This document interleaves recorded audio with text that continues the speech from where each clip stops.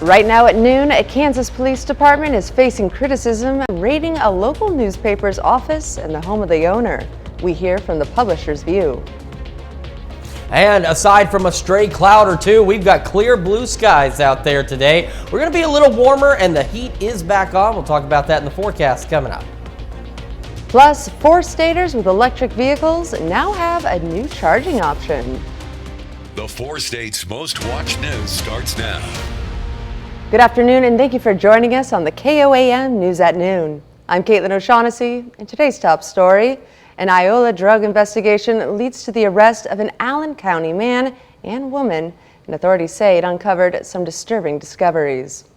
Authorities filed possession charges against Jace Ingham and Kimberly Mahoney, but a search of the house also led to the discovery of 3 children living in what authorities describe as deplorable conditions. Feces and urine believed to be from animals covered most of the floors, and the house was infested with cockroaches.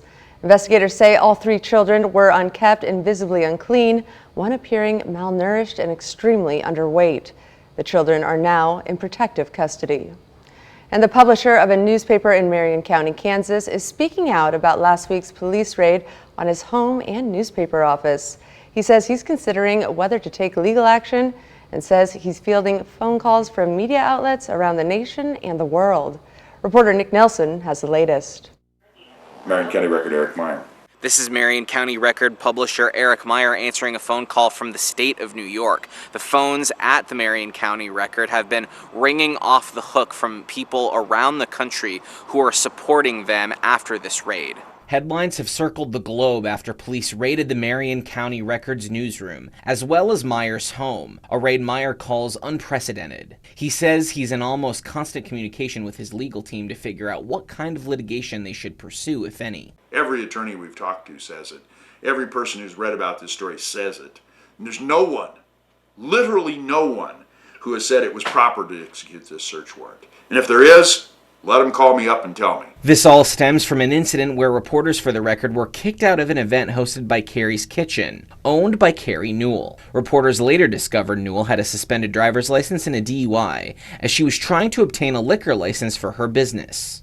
Meyer insists Record reporters obtain the information through completely legal channels. We not only did not do anything illegal, we reported everything we did, and we would have gladly shared almost anything that we gathered with the police if they had asked, instead of wanting to come knock our doors down and throw us out and seize our equipment. So why did they want to seize our equipment? The Marion Police Department insists it's doing its job in investigating potential criminal activity, saying in a statement while the law does protect newsrooms from most searches, that's not the case when journalists themselves have committed a crime. Meyer is also dealing with the death of his 98-year-old mother, Joan, co-owner of the paper, who he says died due to the stress of the raid. You know, they're going to go visit a 98-year-old woman and make the last day of her life total hell, which I will never forgive these people for doing that. And if they aren't held accountable by the people of the city of Marion, I will never forgive the people of the city of Marion. Throughout this hardship, Meyer says he's grateful for the support the paper is receiving. The outpouring of support and all the different interviews that I've done and all the different other things I've got to do to get the paper put together are probably a blessing in a very strange way. Police Chief Gideon Cody didn't respond to questions about whether police filed a probable cause affidavit for the search warrant. Now let's take it over to Chris Warner for a look at your forecast. Yeah, we've got, for the most part, crystal clear blue skies out there. We've seen a couple of stray clouds. We took our camera at 7th and Rangeline in Joplin and spun it all the way around and found just one small section of cloud cover. It is otherwise sunny, as you can see from the MoDOT camera at 20th and Rangeline in Joplin. Yesterday started the day at 60, so 8 degrees off where we're supposed to be, and another 11 degrees off where we're supposed to be for our highs. Again, not that anybody is complaining about this. We only made it up to 80 officially in Joplin. Now, here's the good news. We're about 2¼ inches over our precipitation for the month of August. We have a long way to go to make up for the end of the year, but the other good news is is we're still looking at above normal precipitation as we head through late summer and into the fall months. So we are keeping our fingers crossed for that extra rainfall we needed.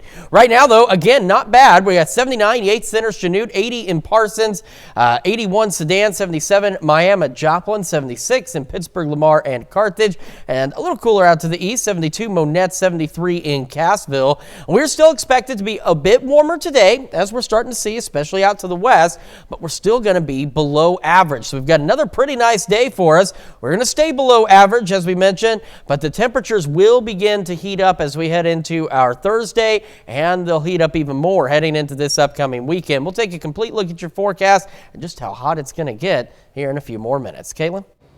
Well, the Missouri governor spotlighted legislation intended to position Missouri as a national and global logistics leader. At a ceremonial signing event in Columbia, Parson once again put his signature on House Bill 4, the appropriations bill that includes the $2.8 billion approved by lawmakers to expand I-70 to 3 lanes in each direction across the entire state, from suburban St. Louis to suburban Kansas City. Columbia was just one of several stops by the governor for the ceremonial signing. Mark Slavitt reports. Governor Parson first asked the Missouri legislature for $860 million to pay for the Interstate 70 expansion project. State lawmakers pushed the plan even further to a $2.8 billion project. The governor held a ceremonial signing of House Bill 4 in Columbia, which provides the money for the project. It's going to be much safer to drive I-70, but the economic impact this is going to have to be able to get product up and down the road, and then the opportunities businesses are going to have to bring in along the interstate. There's going to be some new opportunities there. Parsons says the project will ease congestion on the heavily traveled interstate between St. Louis and Kansas City. A lot of stretches of I-70 in lower populated areas only have 2 lanes in both directions right now.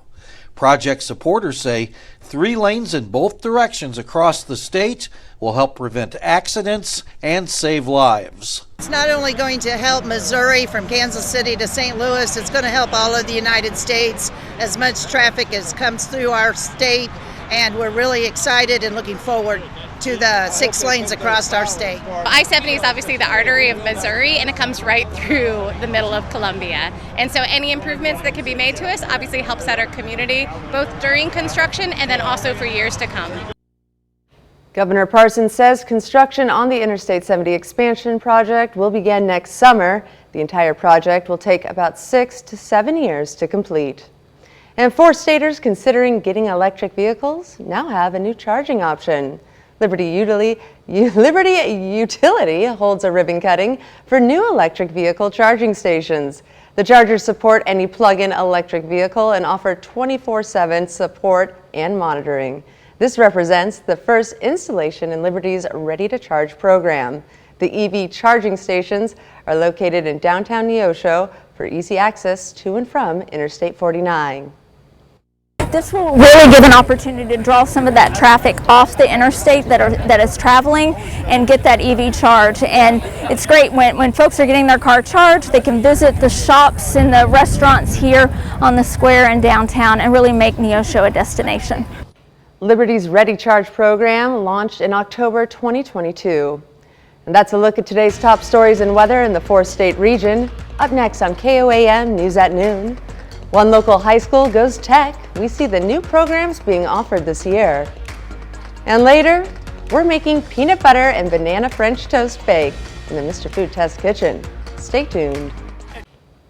When Webb City High School students return to school next week, they'll find 6 brand new classrooms, one of them a $50,000 esports edition. The room will be used not only for practicing esports, but also for classes like coding and programming. As the fall semester starts, the school will recruit students to join their team. They plan to compete in both regional and state tournaments. School officials also expect the facility to help students with their future. Military and security areas use drones and a tremendous amount of the esports skills. The construction business, iron workers, there's a lot of that's done not unlike how you would play the esports games. There's some soft skills. There's working with others to collaboratively get to a bigger goal. The opportunities and scholarship dollars that are available to our students through an esports program when they go off to college. There are some tremendous scholarships that are available. According to the school district, 204 schools in Missouri are currently involved with esports. They also say because all the competitions are online, there's no need to travel. And if you're ever on the go and want to still be able to watch our newscast live, just download the KOAM Plus app. It's available free of charge on the Apple and Google Play stores, as well as Roku and Amazon Fire TV. Just search for KOAM Plus. And still to come on KOAM News at Noon, we see what's cooking with Mr. Food. But first, as mentioned, the heat is going to return as it is still summertime out there. I'll tell you how hot it's going to get and how long we have when we come back. Welcome back to the KOAM News at Noon. So we've got a pretty pleasant day once again across the 4 states. We're going to be a little warmer today than where we have been the last couple of days. However, it's not going to be anything compared to what we are about to experience in the coming days. Live look at the MoDOT camera, 20th and range line. It's a little JPEG'd, but that's all right. It looks okay otherwise. MoDOT camera, US 60 at Missouri 59, south side of Neosho. And do you see any clouds out there? Because I don't see any clouds out there. Let's take a look at the KOAM camera right here at our studios north of Crestline. I still don't see any clouds. So let's head over to Kansas, a little further north on 69. KDOT camera 69 East 520. Now this one's cheating a little bit because it's looking a little further down, but from what we can see of the sky, I still don't see any clouds. There are a few. And this is what I was talking about earlier. I had to take our camera at 7th and range line and spin it all the way around, and those are the only clouds I found. We are otherwise clear. Blue skies, beautiful day, 77, a slight heat index of 79, so it's not that bad out there. It is a relatively beautiful day, and we are going to be below average today, and this is the last day that we get to say that for the foreseeable future. Over in Pittsburgh, take a look, 76, feels like 78, so again, it's only a couple of degrees on that heat index, nothing significant. And as we look at temperatures around the region, again, not a bad start to the day, 76, Carthage, Lamar, 80 in Parsons, a little warmer in Sedan at 81. 80 Neodesha, 77 Miami, 75 Neosho.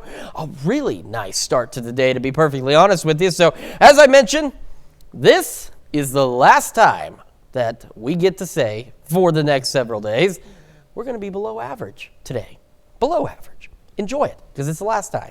We're looking highs low to mid 80s, mostly clear skies. We showed you on our Joplin Tower the couple of clouds that are out there. Otherwise, we've got blue skies all around. Through the evening, looking great, clear skies. Cruising back through the 60s, 67 by 10, 65 by midnight, and overnight lows right around the low 60s across the region. Now, here's what I'm talking about the summer heat returning. We've been kind of fooled by Mother Nature over the last few days, thinking, oh shoot, it's fall.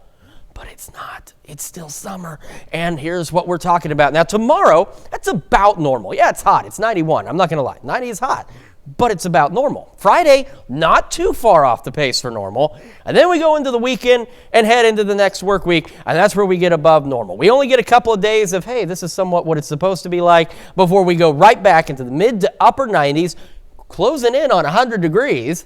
And then we'll get a little cooler, but still above normal as we head toward the end of next week, with maybe a chance of a couple of thunderstorms Friday night into Saturday morning. But like we've been saying, if you've got something you need to do outside, this is the day. This is the last good day you're really going to have to do it, because after this, it is going to be too darn hot, and we're going to go right back to having to tell you, don't go outside unless you absolutely have to. But today we're telling you, go outside even if you don't absolutely have to. Absolutely. We're going to take full advantage of that, Chris. Thank you. We certainly need to take advantage of it, because as you see on that long-range forecast, I mean, we're looking at 98 on Sunday. And we're not even talking about any humidity that builds back in. We're not talking about heat index values here. We're just talking about the temperature itself getting to be at an unpleasant level, to say the least. All right. Well, thanks as always for the great weather update. And you stick around. We're making peanut butter and banana French toast bake in the Mr. Food Test Kitchen. We'll be right back. It's time to check in with Howard and the Mr. Food kitchen staff. Today he's making a recipe inspired by Elvis, who had a love for all things peanut butter, bananas, and bacon. It's called Peanut Butter and Banana French Toast Bake. Take a look. It's hard to believe that it's been more than 40 years since Elvis left us. But fortunately, he left us with many great memories and songs to remember him by. And to pay tribute to him, I've invited my good friend Terry Buckwald to join us here in the Test Kitchen.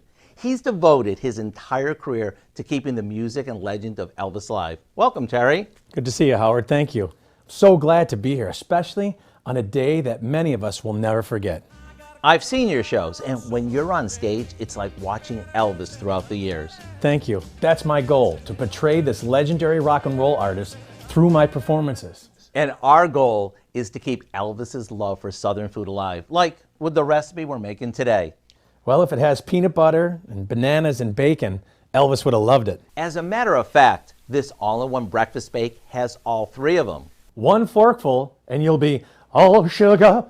To get the recipe for our peanut butter and banana French toast bake, along with some information on where you can see Terry perform, all you have to do is visit our website. Terry, thank you for joining us and keeping the legend of Elvis alive. Would you mind singing a little something for us? Sure. Are you lonesome? Oh, wait.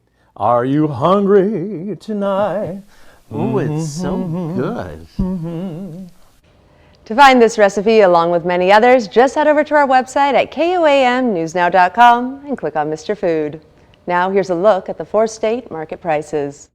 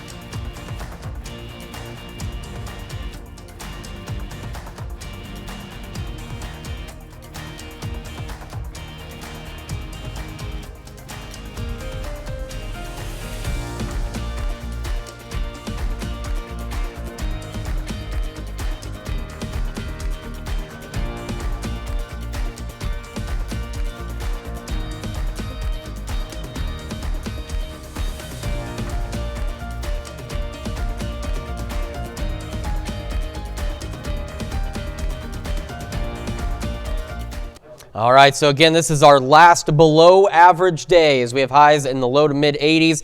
Then we're back to average tomorrow, close enough on Friday, and then well above average heading into the weekend and next week as temperatures soar once again in the mid to upper 90s, closing in on 100. And as I mentioned, that's not even factoring in humidity and potential heat index values as those temperatures rise. So enjoy it while you can. This is the last good day we've got. It's going to be uncomfortable. Yep, but we'll make most of it today. I guess so. All right, and Dad, what do you have for us this evening? A lot of five starters. We're hearing for the first time from North Korea after American soldier Travis King entered that country. North Korean officials claim he crossed over voluntarily.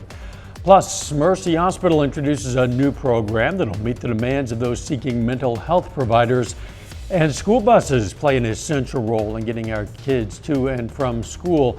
But a lot of area districts are dealing with a continued shortage of drivers.